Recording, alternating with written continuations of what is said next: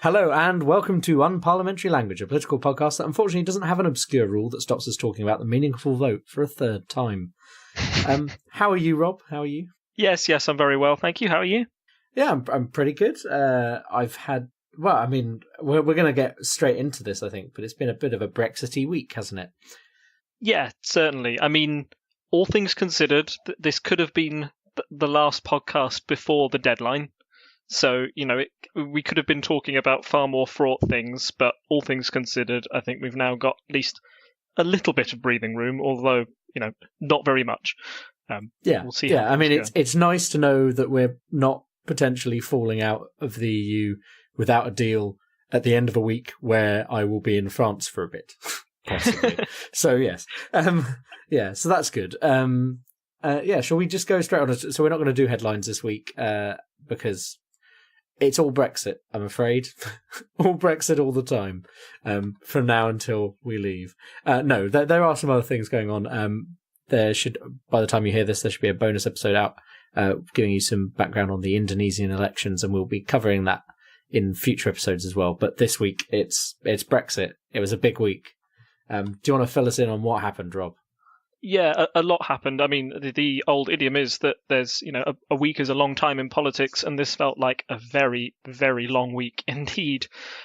So, to recap, last time we left you, I believe the government had just lost the second meaningful vote on Theresa May's deal by about 150 votes. So, with that option off the table, the next step was to go and have a vote on no-deal Brexit. We'd said in the podcast last time that this was likely to be rejected, that no deal would be taken off the table, and the government, sort of anticipating this, had given their MPs a free vote, which means essentially they're not going to be whipped, they're not going to be forced one way or the other to decide how they're going to vote.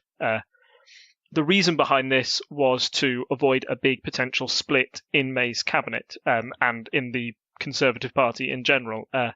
Her cabinet is built up of half Remainers, who essentially want a soft Brexit, and half hard Brexiteers, who wouldn't have minded a no deal. So they go into this vote quite comfortable. Apart from the amendments that were chosen by the Speaker, there was one in particular, the Spellman Amendment, that was a bit controversial. This was an amendment proposed by a Conservative MP that suggested that no deal, if it was rejected at this vote, wouldn't just be rejected for the 29th of March, but it would also be rejected for all time. Essentially, any Brexit negotiations we have, no deal's never going to be an option. Spellman, the MP involved, actually tried to remove her amendment after she submitted this, but you can't do this, and was a bit surprised when she learned she couldn't do this, and it went to a vote. Surprisingly, it got through, and this fouled things up for the government quite a bit. Theresa May really didn't want to lose her sort of one hard negotiating chip that she had with the EU, and turned around to her whips and said, quickly, we need to whip against this amendment. This caused quite a stir in the Conservative Party, with apparently the whips were surrounded, people didn't know what to do, there were members of cabinet that were absolutely furious with Theresa May for doing this, and in the end this led to 4 quite high-profile cabinet ministers, amongst them Amber Rudd, a long-time ally of Theresa May, to end up abstaining on the vote in the end, which rejected no deal. It was quite a chaotic night in Parliament, and one that I don't think we'll see repeated again. To have a government whip against their own amendment at the last minute with about 15 minutes to go is something that should never happen in a sort of smooth-running, functioning democracy. So to have it happen like that was a big surprise. I don't know if you saw it, Tom, or had your reaction on that night, but I remember that one being particularly interesting to watch. Yeah, no, that was, as you say, it was a complete surprise, and very much plays into the whole kind of Brexit has been a bit of an omnishambles that we've been seeing. It's pretty shocking. One of our listeners in the chat has pointed out that it was 13 government ministers who defied the whip. So that's pretty impressive. I think most people wouldn't realise there were 13 ministers in the first place. I suppose most people tend to think, oh, there's cabinet, and then after that, like, they don't think about junior ministers and so on. But yes, yeah, like, it's still, that's a big number. What percentage of the cabinet is that? I don't know off the top of my head. I don't know either. I would maybe roughly half. I know that the cabinet is roughly half and half Remainers and Brexiteers, so I wouldn't be surprised if they voted along those lines. The ultimate penalty for voting against the government, by the way, should be dismissal from your post and dismissal from the cabinet. But with Theresa May's current state, I don't think many were worried about her cracking the whip, as it were, to remove them. It was an omnishambles and worthy of an episode of The Thick of It, I think, that night. It was just a complete mess all round.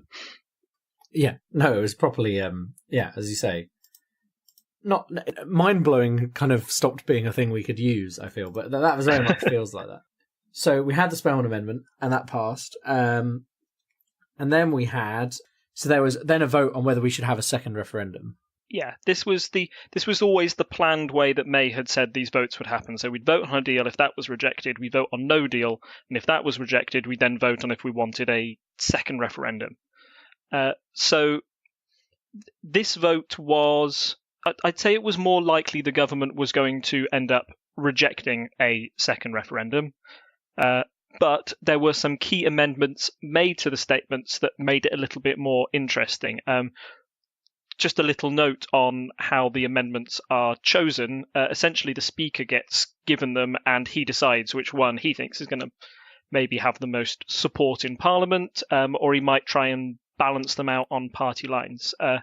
It was interesting in this instance that he accepted quite a lot of positive affirmations, saying, like, we want a second referendum at this date, and he rejected one backed by about 100 Conservative and DUP members of Parliament that said they wanted to take the possibility of a second referendum off the table altogether. That amendment was rejected wholeheartedly before it could even be voted on. So that's the Speaker sort of unilaterally using his power to guide and, set the rules for Parliament. We'll touch more on what Bercow's done later, but it is interesting how his figure is sort of rising in this Brexit process. So the number of amendments were submitted of varying degrees. I think there was one submitted by the Lib Dems and the Independents, which sort of said, yes, we definitely want a second referendum at this date. The most important I've picked out was the one backed by Hilary Benn and Yvette Cooper, which essentially said that if this amendment was passed, it would take the sort of legislative power out of the hands of the Prime Minister and put it back in with Parliament. Essentially, they could hold a series of indicative votes on different Brexit options to try and work out what the will of Parliament was.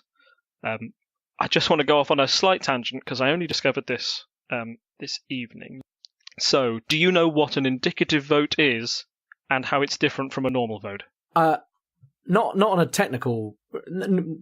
not technically, no, but I'm going to take a hazard as a guess that it's not binding. It's we want to get a feel for what the House thinks. In some ways, like a non-binding referendum of of all of the MPs in Parliament. Yes, essentially that's it. You're absolutely right. It's time that Parliament sort of devotes to a big session in the chamber to say, right, let's have a vote on 7 different proposals for Brexit, and we'll see which one can actually command a majority. If any of those command a majority, then that's not binding, but it certainly gives Parliament an idea of how to proceed. The BBC have written an article on this, which I will just copy into the chat, that explains it very well and brings up a couple of the problems with this indicative vote process. Essentially, there's a bit of politics in this as well, by the fact that a lot of people don't want their amendment or their indicative vote to go first, because what's happened with Brexit is everybody rejects the first thing on the table, and you're sort of left with narrowing it down until the last one. Everybody's like, oh, well, okay, if I must, I'll approve this. So they are trying to avoid that scenario, maybe by having people voting on, 6 or 7 amendments at the same time to avoid that sort of filtering out. But there we go. That's what we've had in chat saying there. Yeah, all options would be voted on simultaneously, so they can have no tactical voting on the options, which is probably my preferred solution, but is also likely to be the one that's going to lead to the most chaos. The article I've mentioned in chat said that the last time this was held in 2003 on reform of the House of Lords essentially led to loads of votes with no conclusions being drawn at all. And I think reform of the House of Lords is a little more straightforward than the Brexit process. So I don't know how likely it is that Parliament will get anything done if these votes were to be held. But it may at least give Theresa May or Parliament something to point at if something does pass, sort of saying, here is a way to get Brexit done. I mean, I've seen like far lower level politics than this, within societies, charities, things like that. And you go around the table discussing some options, and eventually you have to put something down, right, to have a vote on. But often it's like, I'll go away, come back with a written version of this, change to a bylaw or whatever it is. And this just seems it seems inherently chaotic. And with Brexit, it's going to be, nearly everyone has their own vision of what Brexit should be. Would there be a limit of how many options they would have to vote on? Are they trying to group things by broad categories? Because some people have very specific ideas. I don't know how that translates to what the MPs would pick. But yeah, I have no idea how you'd even go about organising that correctly. Yeah, I think if I was organising it, or at least knowing the options that were on the table for people to put forward for an alternative to the current deal that May has, you would probably have a ERG motion. Jacob Rees-Mogg has already outlined what they would do in a Brexit scenario if they were to get a deal. I think Labour also has a fair idea of what it wants. That's very much a softer Brexit option, so you'd like to think that at least the Labour Party would have some form of thing to bring to the table, particularly if they want to form the next government, and if there's a chance of a general election in the short term, then they will need to come to the EU with something. I know that Jeremy Corbyn's been over in Brussels talking to other European leaders about what he would do if he was in charge. So it's not like they don't have no plan at all. You could also pull a Christopher Grayling and just copy-paste something and pretend it's your own. So something like a Norway deal or a Canada deal, something that already exists with another European state that works. You could just say, oh, we'll have what Norway's having, please. And that might be something the EU is willing to accept. So there are a couple of options, but you're right. And as we've repeatedly said, it seems bizarre that we are potentially 2 weeks, maybe, just 2 months away, maybe, from actually, having to do Brexit. The fact that we don't have all the options discussed is bizarre and frightening. Yeah, there's a very good graphic in the chat that explains where we go from here. Just to get back to that vote on the second referendum, the Ben Cooper amendment was rejected. Essentially, once that was gone, then the vote was gone. There was nothing worth, there was nothing that the opposition could vote for anymore. Jeremy Corbyn, I think, had ordered his MPs not to vote for a second referendum, which led to quite a large number literally sitting on their hands in the chamber and abstaining. It is worth pointing out, though, that it wasn't just Jeremy Corbyn who thought it wasn't the right time for a second referendum. Even the People's Vote campaign that have been pressing for a second referendum, prominent figures in that, like Alistair Campbell, came forward and said, no, we're not going to support this. We don't feel this is the right time or the right place to put it forward. The logic behind that does sound bizarre for people who desperately want one. If you're given the option, why not vote on it? I think a lot of them thought that if the Labour Party, if this had been backed by a lot of people and it narrowly lost, then that would be sort of like, right, this is the last chance to vote for a second referendum. It's off the table for good. The fact that so many people abstained and the fact that a lot of people refused to take part meant that People's Vote campaigners can look back and say, we had a vote, but not really. We need to have a proper vote in Parliament before this has a chance of passing again. So yes, with that decided, May said, "You don't like my deal. We don't want no deal. We don't want a second referendum. The only option that is available to me now is to extend Article 50." So that's the next step in our big process. Wow, yeah.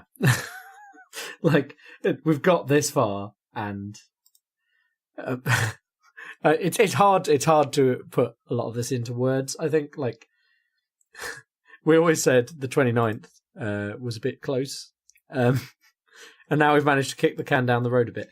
Do we want to talk a bit about the actual process when Theresa May was basically locked out of a room for 5 hours while... essentially, this is the one of a few times in this process where actually the thing people complain about, the idea that Europe runs everything, like, actually happened. They're like, well, the 27 other leaders have to make a decision now. Bye. And then they spent 5 hours discussing it. And I think there was obviously strong opposition from, I think it's Macron particularly, who is like, we need to make this a bit harder on them. Whereas some of the other countries are a bit more kind of, we just want to get this sorted. Yeah. Before she went there, I think there were two schools of thought within Europe. One was a very short extension, and the other was like a longer one to about 2 years. And the reason behind this, and it's something that I hadn't even thought of until it was brought up at the end of this week, and it's like, oh my God, yes, that's so obvious, is the European Parliament elections. So did you know that they were happening on May 23rd? I didn't. I couldn't have told you the exact date, but elections tend to happen in May and June. I knew they were happening this year, and I knew that when people started talking about 6 months delays, that would kind of start to catch it. So she put through. She wrote this letter saying she wanted a. Let me roll back. she wrote this letter saying she wanted a extension to June. And then obviously they were like, well, not really. That's not going to work unless you're going to, like, we can't reasonably be involved in elections when we're about to leave. But I think the thing is that just technically there isn't anything in place to allow us to still be in the EU and not vote in the elections. So it'd be very weird for us to send MEPs, etc. if we then leave. It would be a whole mess. Yeah, you'd have MEPs for a month and a bit and then told to go home after we'd sorted it out. It would be very inconvenient for the EU. That's why they were stressing, like, if you do it for 2 years, at least they're in there for a significant amount of time, or you get it done before then. So this June 30th date that May seemed to pull out of thin air without consulting any EU leader or with no regard to the EU elections was a little bizarre, and as a result was rejected quite firmly by the 27 nations. I think it's worth also pointing out that such a long time has passed since we last had European elections. So they happen every 5 years. So the last one was back in 2014, and that was the big UKIP surge. That's the one where UKIP won the majority of MEPs. Labour lost quite a few. It was quite a hammer blow for Miliband at the time and his leadership, and got David Cameron very worried about the potential UKIP threat, and was possibly the catalyst for David Cameron saying that we'd have a referendum and putting it in his manifesto in 2015. So yeah, it's not we can't underestimate the impact that election had back in 2014, and it's coming to bear now. Just because you mentioned Ed Miliband, I'd just like to point out that in the Milliverse, everything is fine. Everything's fine. He can eat a bacon sandwich, and everybody was like, "Oh, that's good." Let's blow it over. Amazing. It's amazing. It's a butterfly effect and all of that. If you can't eat a bacon sandwich, the entire political system comes crashing down. Yeah. So we've got Theresa May in Brussels arguing for an extension. This provided some quite embarrassing moments for May, including one that was widely reported in the papers, which was the EU leaders saying, "Right, so we're going to give you these dates if your deal passes. Just so we know, what's your plan if your deal doesn't pass Parliament?" And apparently they were met with stony silence, and, followed by excuses. They asked her again, she gave them the same answer. They asked her again, they gave the same answer, and they were eventually forced to say, we take it that you have no plan, which is pretty embarrassing for any political leader to have, but true. And that's what led to Theresa May essentially being locked out of the dinner that she was meant to be having with EU leaders, where 27 countries essentially bashed out when the UK would leave the EU, or the deadline set for us leaving the EU, over a duck à l'orange. While Theresa May, I assume, just ate her spam lonely outside, preparing for a no-deal Brexit. Wow, what an image. So we got 2 dates out of the process, essentially. April 12th, which is the date which, if Theresa May gets her deal passed through Parliament, that's when we'll leave. And the other one is May 22nd, which is the day before the European elections, and gives us a little bit of breathing room for us to explore other options if May's deal is rejected for a third time. I mentioned Bercow earlier. Did you want to quickly fill us in on what Bercow did, which makes it unlikely that Theresa May's deal is going to pass for a third time? Oh, yes. So this was... this is interesting because, as we've touched on in some of our silly season episodes, and I suppose in most episodes since, our constitution isn't written down.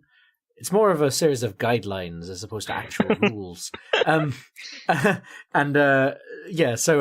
There's a lot of things that are kind of tradition within Parliament. And you mentioned earlier the Speaker chooses what amendments get tabled. Well, he said that he would not allow Theresa May to put up a third, meaningful vote 3 can't happen, essentially, if she just presents the same deal. Because we're just voting on the same thing over and over again, which of course has led to multiple tweets and memes around the internet of, they're allowed to vote multiple times on this one thing, whereas we're only allowed to vote once, which ties into like the idea of a people's vote and the People's March we'll get to later. He basically said, no, I'm not going to put it unless it's substantially changed. What his definition of substantially changed is, we don't know, I don't think. I don't know if you've seen, has he made any comment on that? No, I think that is up to debate, and again, it shows the power of the Speaker in this case. It's up to his interpretation. People might see his interpretation as a little flawed or biased. I would say that he certainly hasn't made any friends amongst Brexiteers during this whole process. There's a lot of people who might take issue with him being the ultimate arbiter of all things Brexit, and particularly has been quite effective in frustrating the PM in getting her will done. I'm going to drop a link in the chat now, and that's another one for the show notes, which just outlines the options that Theresa May have to, get around the Speaker's deal. Like you mentioned, the Constitution is made up of lots of little bits here and there, which means that it's not the most rigid.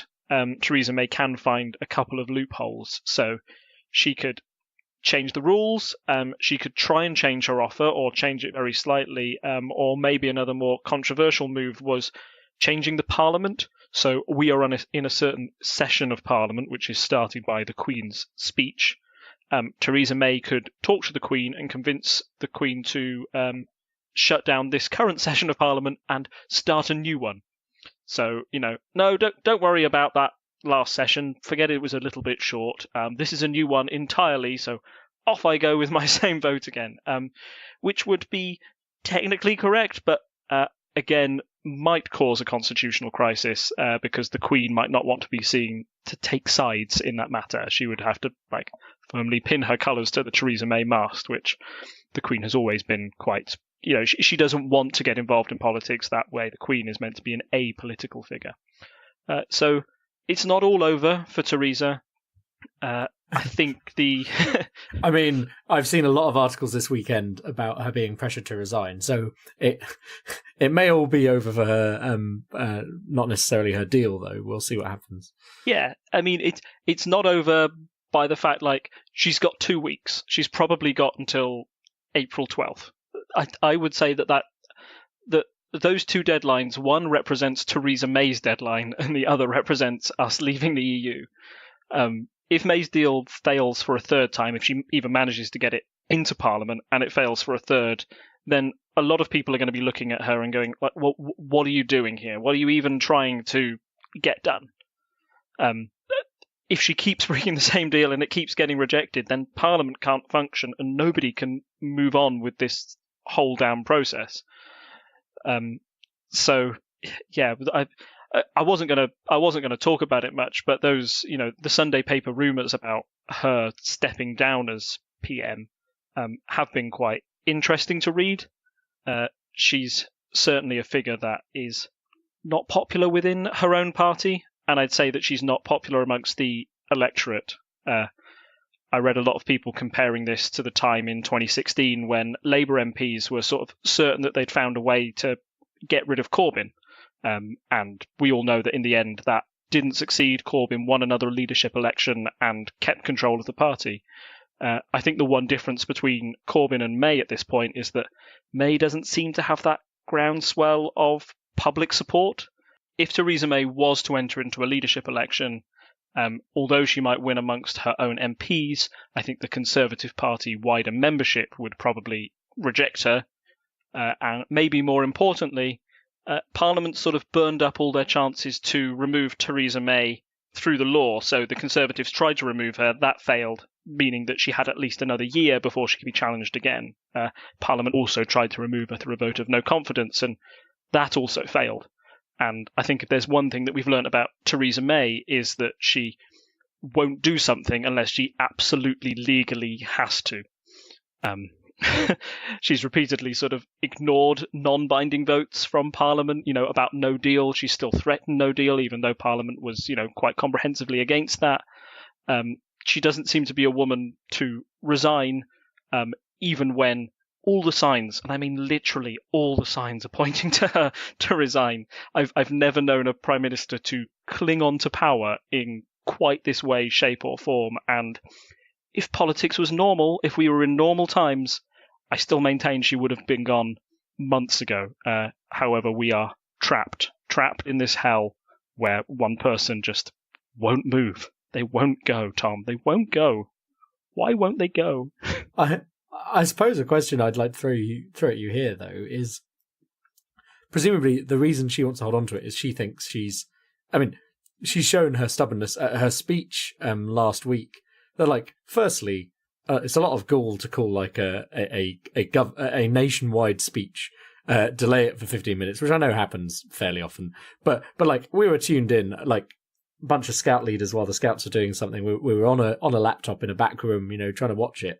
So firstly, that's irritating that we had to wait for it to actually happen. But then it was a speech full of nothing other than basically blaming it on all the MPs, as if she'd forgotten she herself was an MP. But that's kind of by the by. The thing about that speech was that she blamed the MPs, the exact MPs that she had to convince to vote for her deal, which seems a bizarre negotiating tactic and may explain a little of why we're in the position we're in. But sorry, anyway, carry on. Yeah. But my question to you is, who else could do it at the moment? So let's say there is a way they can oust her, then. I mean, I don't think there's anyone in the Conservative Party who jumps to mind for me as someone who would be a reasonable person to put there. There are a few people like Kenneth Clarke who I think are quite reasonable. He actually was on an episode of Intelligence Squared fairly recently where he was like, look, I'm a Remainer, but I've seen the people voting. I've come to this kind of, midway point on it. And, I'd be willing to support some kind of deal, just not that deal.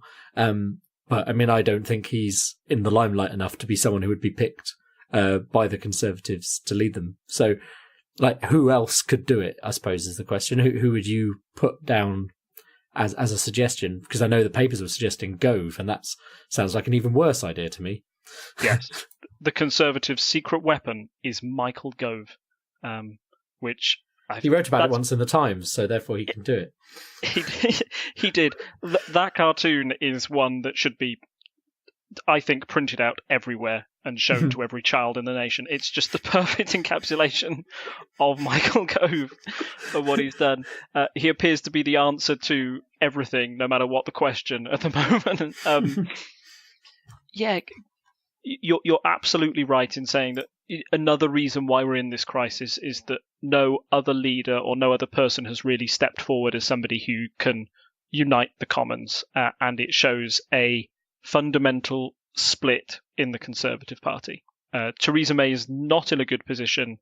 She's got one half of her cabinet saying that they will split if no deal happens. She's got another half of her cabinet saying they will split if a very soft Brexit or no Brexit happens. So either way, the Conservative Party appears to split at this moment, which is very bad, and nobody's coming up as, the person to unite the party.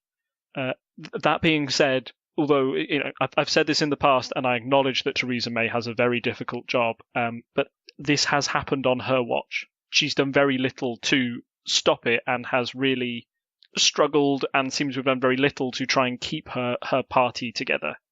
So that being said, maybe the best option for the Conservatives is to take the hit, get a leader who at least stands for no deal or a softer Brexit. They need to stand for something rather than what Theresa May's standing for at the moment, which is a weird compromise that appears to annoy everybody, and then see where it goes. I know that we've talked about the two deadlines. If that April 12th deadline fails, then a lot of people within the Conservative Party are preparing for maybe a general election to happen in the time that remains. And that might be the one thing that Parliament can vote on, and the one thing that would at least change the conversation or move it on when it comes to Brexit negotiations. Everything seems to put us at a different impasse. Each thing.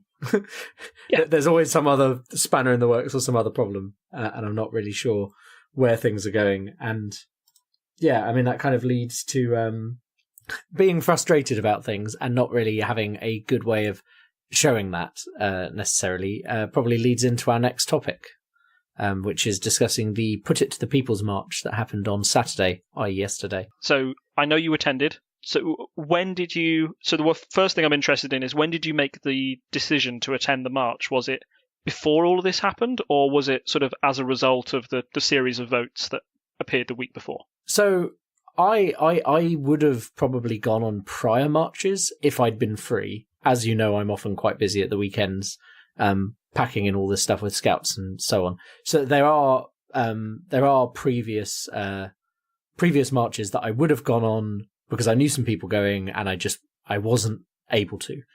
And this time around, I felt quite strongly that I should go, because I knew a lot of my friends, like my housemates, were away. A lot of people weren't around in London, and I was like, well, I should go kind of almost as a representative of my friends who I know can't make it. And I had a few people posted out on Facebook, oh, are you thinking of going? Like, a general kind of, is anyone I know thinking of going? And I responded to one of those, and they're like, oh yeah, I'm going, and so are my mates, and we've got a group chat. So it was very like a kind of our small group of people I know from the southwest of London, who decided to go. So we had a good range of people there. I mean, these are all people I met from the University of Surrey. So they're it's a range of people. We have some working for the NHS. Myself, obviously, an MR physicist. We had computer programmers. One guy who's doing a master's in international monetary policy and wants to go work for the Bank of England. So quite a range of different people on that march, and it was interesting. I've never done something like that. I've never seen the tube quite so ridiculous, trying on just one line, because everyone was trying to take Jubilee from Waterloo. It took us they're every minute, but it took us a good 10 tubes before we could get on. Jeez. It was properly but only for that hour while everyone was getting there. It was kind of crazy. But yeah, I was free this weekend, and I'd had an email from the Lib Dems being like, oh, do you want to come along? You can sign up and come with us. And they were meeting at 11, and I was like, that's quite early for a thing that starts at about 1. So I decided, and they were doing placards. You could, branded Lib Dem ones, you could guarantee you got one for a small donation. And I was kind of tempted with that, but I don't know any of the people within the local Lib Dems. So it was kind of like, I was like, I'll probably pop along and I could join along with them. But it's much more doing one of these things on your own. I'd be impressed at people who do that. I mean, if you feel very strongly, sure, but walking for like 5 hours without people to talk to might be a bit trying. And by going with people you have a built-in group to chat with. So that was good. Tons of people I know went, but like none of us could communicate because, as you saw in the video I put on Instagram and on the page, which I had to upload afterwards, there was just 1 million people will break the internet. So there was just no internet. Occasionally I'd get a message. I couldn't get onto Discord. I would occasionally get like a WhatsApp message or a Facebook message through, and basically nothing else worked once we hit Park Lane. Gosh, was it? You mentioned that there was a lot of people that that it was quite varied. Was that just in case of sort of the age of the people there, or the political persuasion? Because this march was meant to be just for a people's vote. Were there any Brexiteers present at all? Were there any there sort of saying, yeah, bring on a second vote, let's go and win it a second time? Or was it just, predominantly Remainers? I mean, I didn't chat with like everyone we walked past. I got the feeling the majority of people there were Remainers. There was one guy who had got himself a small stepladder, and he put himself up this small stepladder. He was dressed very garishly and was saying, like, I can't even remember what his placard said, but basically his placard said something along the lines of, we can't oppose the will of the people, or something like that. And basically everyone laughed at him, as we walked past, kind of thing. Oh, he's like the one person here opposed to this massive group of people. So, I think that there was a wide range of ages, political parties. I mean, it wasn't, it was cross-party. As I mentioned, the Lib Dems, we were near them towards the end because we kind of stopped at one bit and we got near them, and they were being recorded, I think, for TV. So they had a guy like leading chants. Obviously, there were a lot of Labour posters in the crowd. There were Tories as well. There were two brilliant I suppose, I don't know if you'd call it cosplayers when you're talking about politicians, but there was one guy dressed as Boris, pulling off a convincing Boris with a Tories for another vote. And then there was a very good Theresa May costume as well, about halfway round. It was very interesting to go, because this is the first time I've gone on a march. And I suppose maybe if I'd been old enough, I would have been on the Iraq War one as well, which is the only one that I'm aware of that was bigger than this one. This is definitely the biggest one since that march. It was a good experience. Like, I spent 5 hours walking very slowly from Mayfair to Trafalgar Square. But I felt great doing it. There was, some people were saying this had less of a party atmosphere than the previous ones. Like, I feel like it was a bit serious. There was music going on, but not many people. Like, there were a few people who might have had a drink with them or something, but most people were just happily walking along and waving their flags. Every now and again there'd be a wave of cheering. I actually caught it in the video because it didn't happen all the time. But every a cheer would like work its way down this like 5 mile line of people, which is pretty impressive. It was so weird. And I had to ring in the internet at one point because, as I say, the internet was down. I had to ring in and be like, call up someone, because the phone signal was fine because no one was actually ringing. So you could text and ring, but no 4G internet was working. So I rang up and was like, okay, 2 things. What's the status of the petition? Because we wanted to know when it broke the barrier of and became the most popular petition ever. And also, are there any estimates of how many people are here? Because we'd heard hundreds of thousands, which, but when you're in the thick of it, surrounded by a massive crowd, you can't see the edges of it. But on a London street, that doesn't necessarily mean anything. I mean, we knew it was moving slowly because we got some messages saying that the back still hadn't kind of properly started. But it was that when we found out there was estimates of 1 million people, we were like, oh wow, okay, this is a big. I mean, we knew it would be a big deal, but it's a big deal. I mean, that's about a 70th of the UK population in one place. That's kind of crazy. Yeah. I mean, I saw the footage on the news and it looked very impressive. And this may be a bit cheeky, but if you compare it to the March for Leave that started last Sunday, the march that was going from Sunderland to London, that started off with about 100 people in the rain, and Nigel Farage speaking to them on a bus, and like them walking down. If you compare the two, sort of like quite starkly like that, it appears that yesterday's march was far more successful. And I find it really interesting that you say that it's not. There were no Brexiteers in that crowd. Do you think that a protest like this helps to unite the country in any way, or does this sort of show the amount of division that there is with such a large amount of people turning out essentially against the government's current plan? I mean, I would like to think they would see this and wrap, but as we mentioned in previous episodes, the Iraq Iraq March happened, and it didn't change government policy. I didn't go there expecting this to necessarily change anything, but I went there because I felt like I had to do something. And since I'm not a Brexit negotiator, I'm not an MP, and it was a way to show that my opinion was being ignored. And in 10, 20 years, and someone says, well, what did you do? I was like, well, I will happily say, well, I voted to remain, and that I went on that march to show that I didn't think this was the right way to do things. So I think that's what it was for me. Other people, I don't know, I feel when you get nearer 30, you start to think, oh, well, fun though it is to go on a march, it's not necessarily going to change anything. And I'm glad that it was a very peaceful march and there were no problems, because that would have it is one of those things where the headlines could have turned very nasty if it was not a peaceful demonstration. But yeah, it was just a good thing to do, and it does let off some steam in a way that I think is quite nice. Hanging around with different people, as I say, wide age ranges, different political parties, had some great chats while we were walking along, a lot of laughing at signs. It's amazing how when you get 1 million people, how many duplicates you get. One of my favourites being pulling out doesn't work. I've got a selection I'll upload to as show notes. I'm hoping this is uploaded. There was, on the point we were just talking about, there was this is what a march looks like, Nigel. 1 million to 200 is quite impressive as a ratio. What else did I like? One of my friends had Krusty Krab unfair, which is hilarious.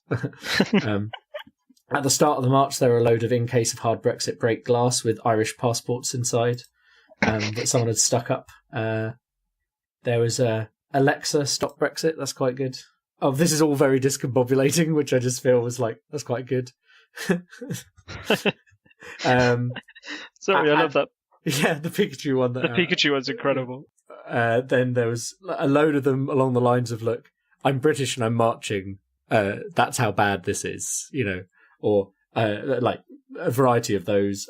Librarians are marching. Do you know how much that takes? That kind of thing. My friend has narcolepsy, and she had a sign about narcolepsy and how that's not the only reason I'm tired. And it's amazing, when you're in a crowd that big, people come, oh, I know someone who's got narcolepsy and is Dutch and would love to see your sign. Can we take a photo? I'm kind of sad I didn't have a sign. I just didn't have any bright ideas. But between 6 of us, we had four placards. That was good. That's awesome. So with, you mentioned the signs sort of saying we're librarians and we're marching, this must be bad. And that's taken with, a good sense of British dry humour. But do you think that that's almost like a serious undercurrent of the people on this march are maybe not the most politically active, that are there? Usually when marches are organised, they are done by trade unions or strike groups. Do you think that this one was kind of more like a ragtag of people sort of saying, no, I've finally got to stand up for something. This is the one thing I'm prepared to march for? Yeah, I definitely got that impression, and I think that's why it was so big. I didn't speak to anyone who said they hadn't voted in the actual referendum, unless it was someone who was too young, because there were a lot of young people there, obviously. But it was, it very much felt like a diverse group of people who wanted to just be like, no, this is not what we want, and it's clearly going badly.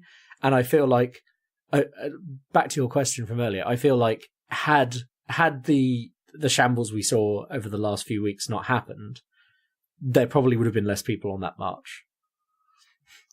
Like I feel that has to be true. That I don't think they'd have got this number, and you've seen it go up with each of these marches. I think the first one was a few 100,000 that happened, I think, over a year ago now, or maybe. But like again, like the process wasn't really.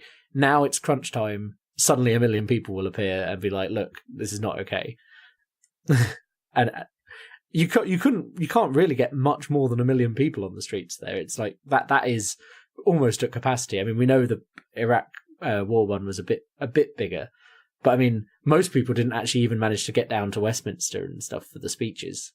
The speeches were long done by the time we got down to Trafalgar Square.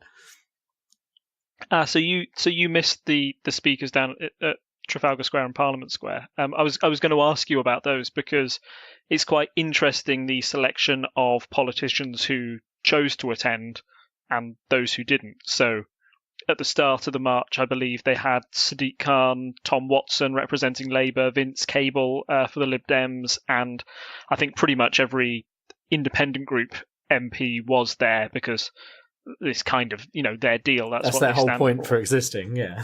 Yeah.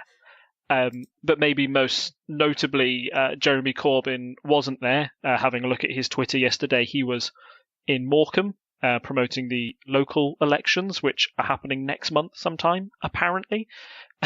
Which, again, is another thing where I'm like, oh, are they? That's interesting to know. So, yeah, what's your opinion on that? That maybe the main political players or those who could have the greatest say in changing the direction weren't there to attend the march? I mean, I think it's frustrating when you want something to happen and these kind of big players, like as you say, Corbyn. I mean, we're not expecting Theresa May to turn up at that march, but it would have been nice to see Corbyn and people like that there. But I think that's kind of the problem. Like that's why people are getting frustrated at him. There was a fair amount of anti-Corbyn signs.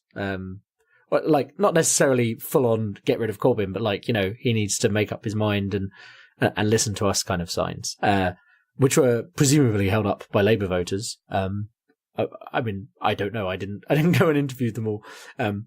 But I think it's a shame, but it's not unexpected. And again, I think like I went along because I needed to do something. As I said, I don't necessarily expect this to change anything, but I definitely feel a lot better for having gone, and the sense of camaraderie.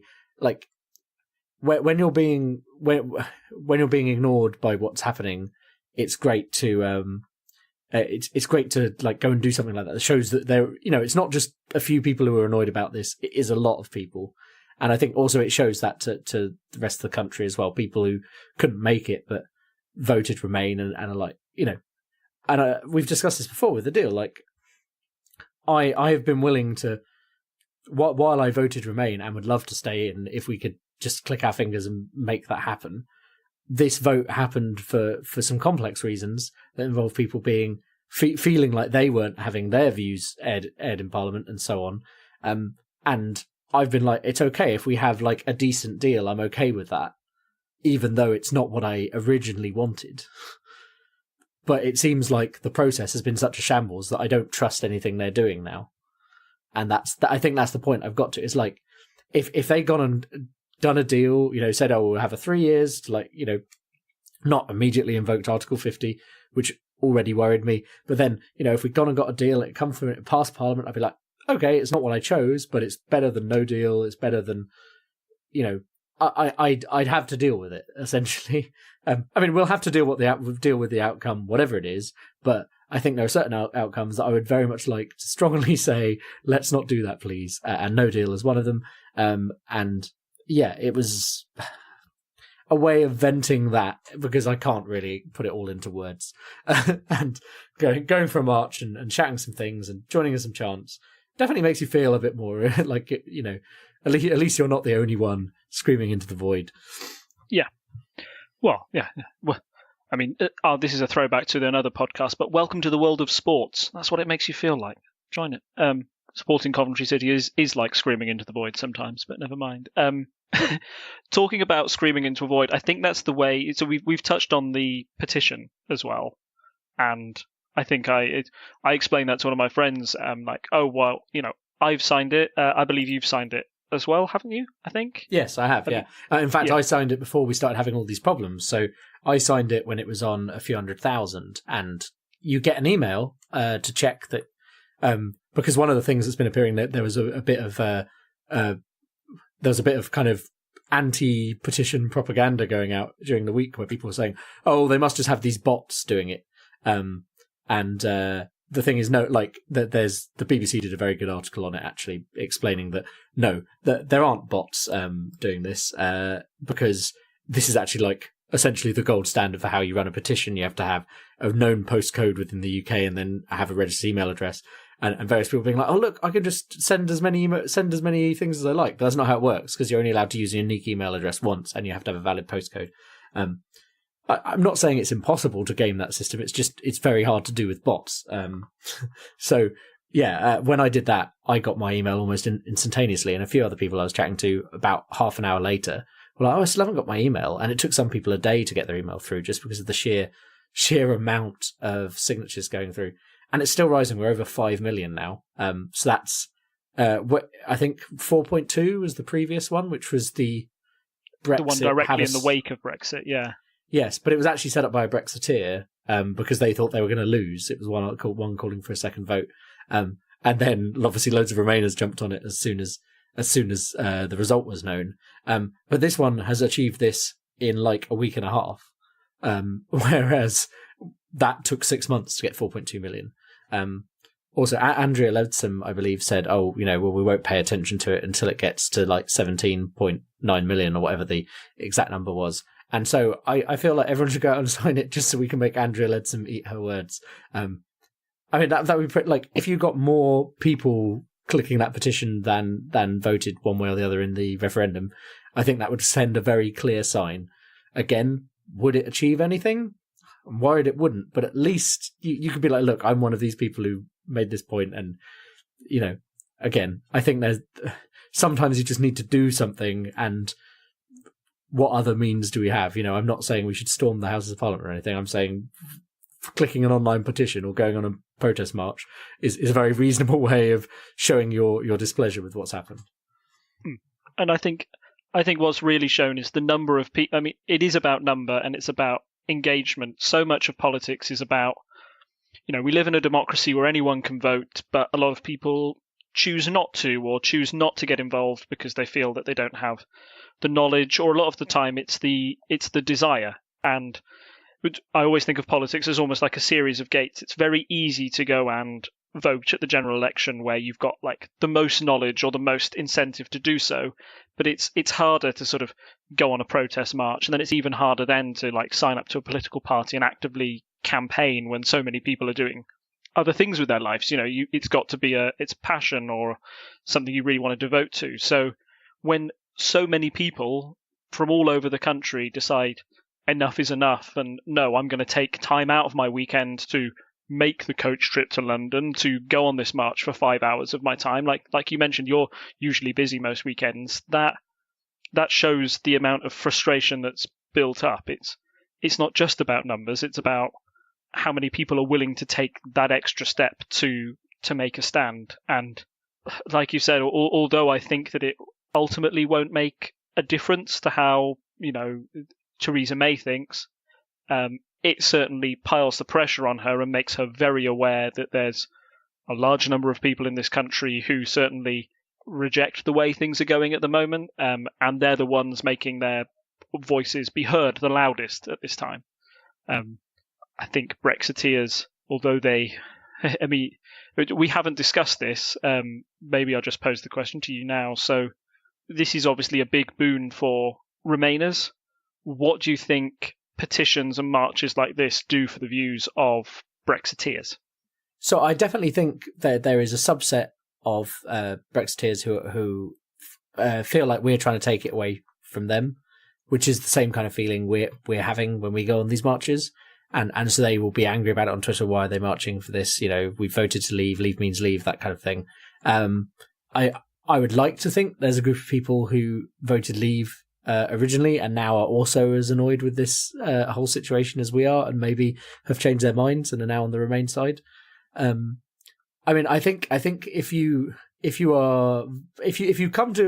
your mind up based on information, whatever information you've used to come up with your mind on something like this, I don't necessarily think seeing this many people protesting is going to change your mind. You know, if it was literally 2/3 of the country marching on the streets, then maybe that would change your mind, because you'd be like, oh, actually, but you know, they won the vote in 2016. I don't think it necessarily is going to have much of an effect on them.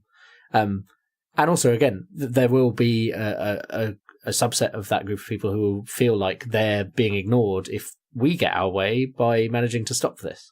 So it's a very complex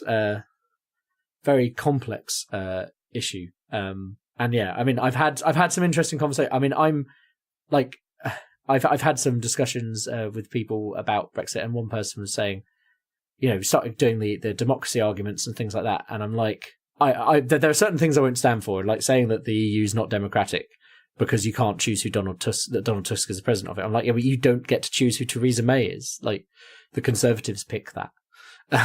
And unless you're a paid-up member of the Conservative Party, but even then, they kind of essentially anointed Theresa May, so you didn't get. And we can vote her out. Well, yeah, you can vote out your MEP. You just have to be involved in those elections. So there are certain things where, if I feel that the facts are wrong, I will go in and I'll be happy to have an argument about that with someone. But you know, if someone's like, oh, well, we voted to leave. Well, yeah, we did. Like, that's true. You know, I may not be happy with it, but we voted to leave. As a country. So it depends what you're having an argument on, I suppose. Like, there are certain things where I'm like, look, I can't let that stand because it's just wrong. But, you know, if people say, oh, well, the country voted to leave, we need to get on with it. I mean, I kind of see, I can see what they're saying. You know, yes, we voted to leave. We need to probably be less of a shambles. And I think there's a version of leaving that at least would be better than no deal. But yeah, it's kind of, I'm just tired. Everyone's tired. Yes, I think we always end our podcast on, I'm just so tired. Why won't it end? No, that's really interesting. I agree that this probably won't change people's minds.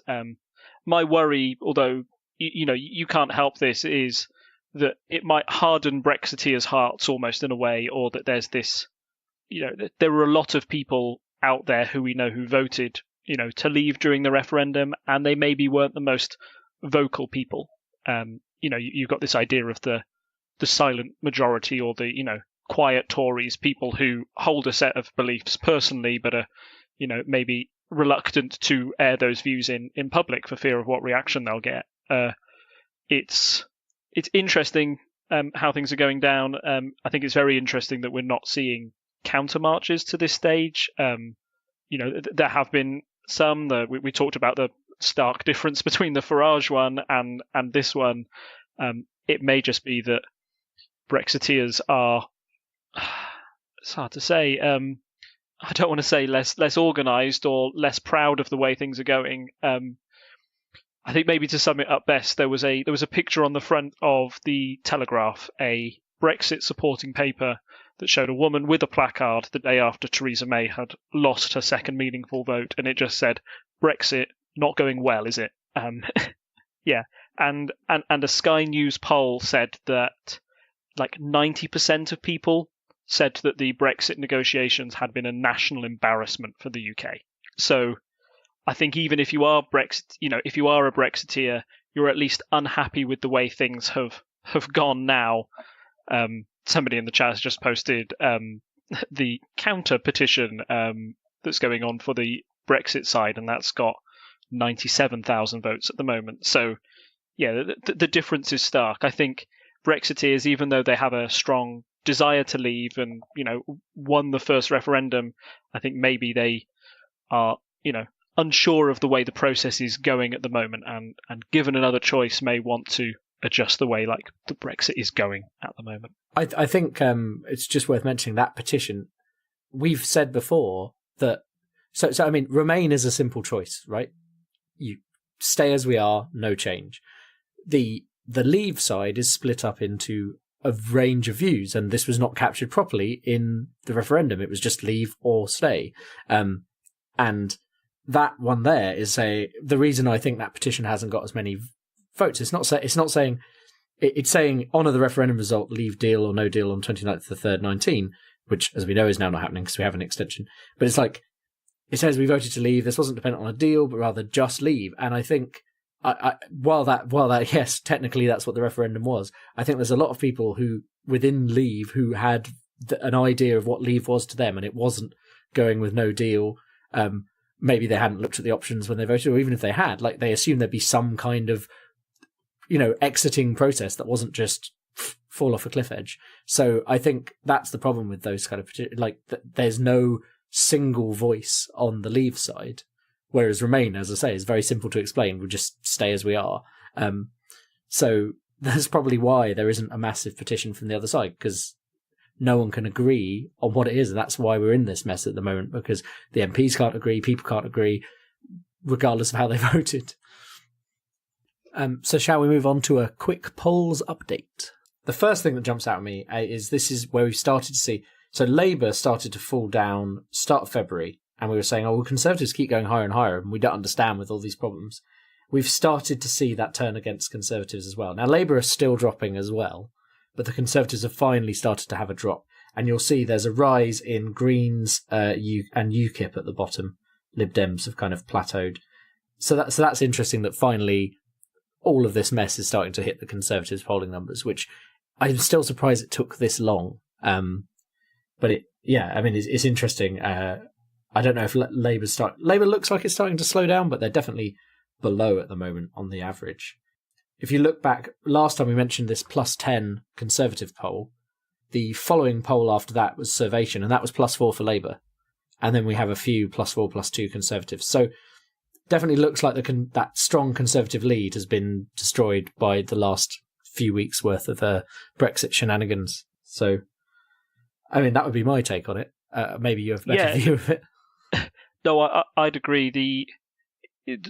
The Conservatives certainly haven't shown themselves to be a united party, and certainly not a competent party in government. So that's going to shake a lot of people. And my suspicion is that, where I wrote off UKIP as dead a few months ago, particularly after, their appalling showing in the local elections, now with no deal becoming more of a possibility, and with, there's a lot of easy rhetoric that those on the right can use about a betrayal over Brexit, or look at all the MPs who are messing this up. By the way, UKIP doesn't have any MPs. If we were in there, we'd sort all of this out.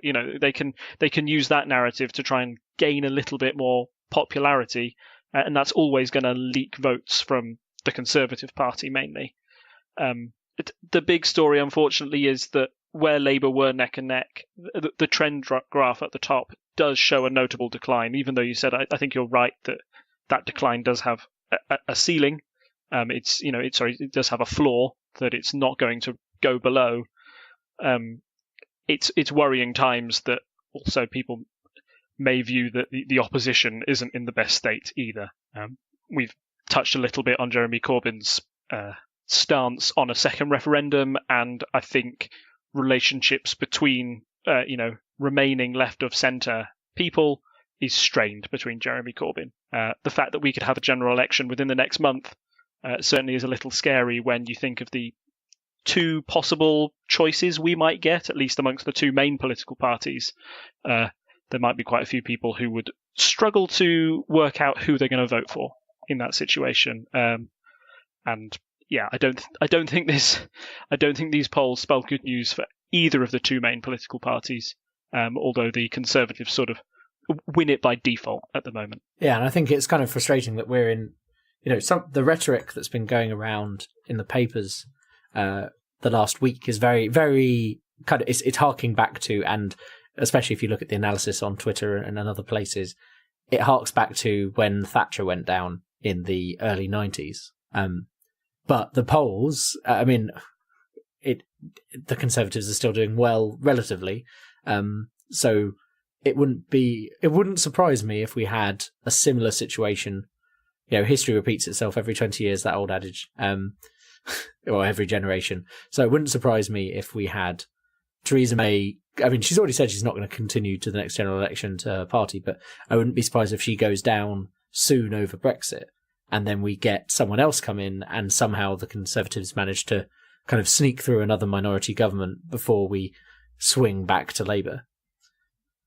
Because, as you say, a lot of people have lost confidence in Corbyn, so he would need to lose a general election, I suppose, to oust him at this point, because he's not going to disappear without losing a general election, I would imagine, based on how Labour, the Labour Party itself compared to the Conservative Party. But yeah, I don't see it going any much there. I see that being the general course of this at the moment, and it seems like we're just replaying something that I was barely alive to pay attention to when I was younger. But it's interesting that we're kind of in a similar point.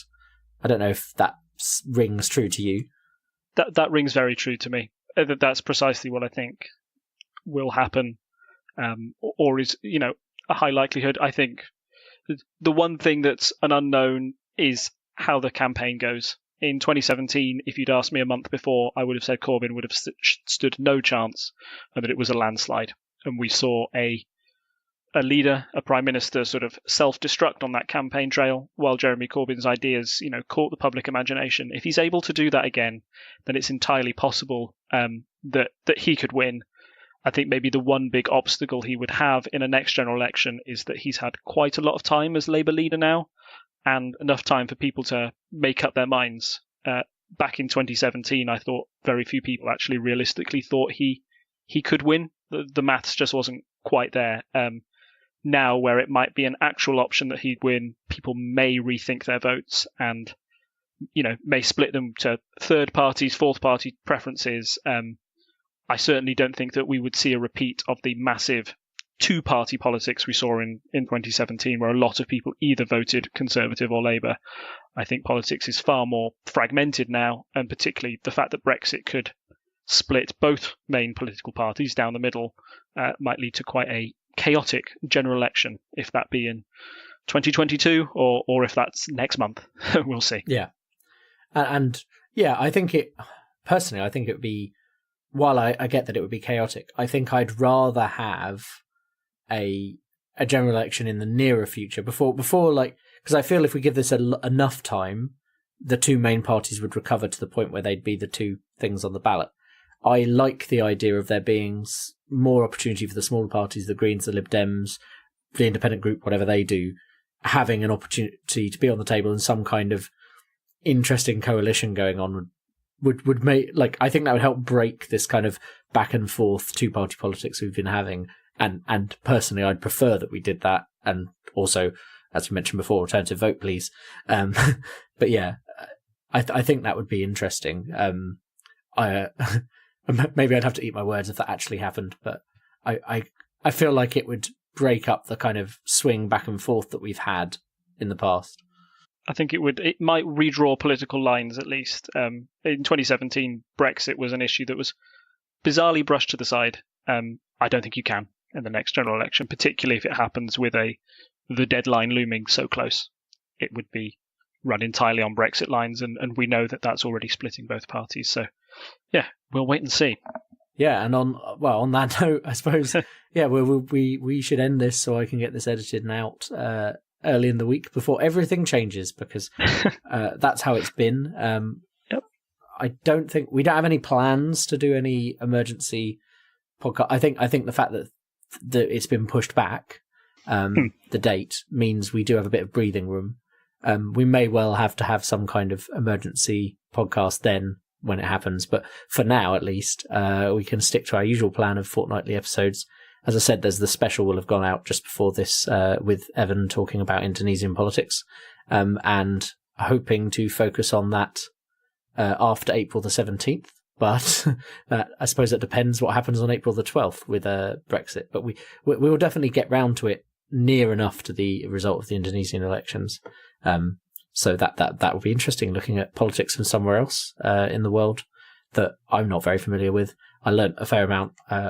Tune into the special if you've not checked it out already, because yeah, it's interesting. It's a different kind of politics. It's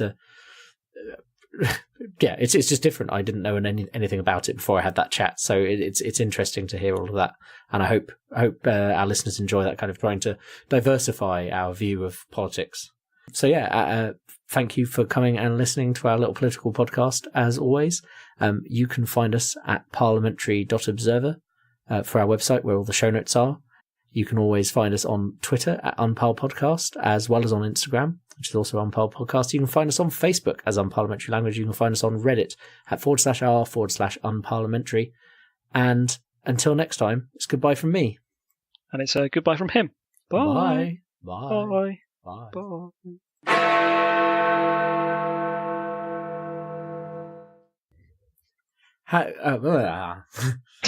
Yay! Off to a good start. I need a run up to the the intro this week. Clearly. Okay, there we go. It's time for more filler music. Doodly doodly doodly doo.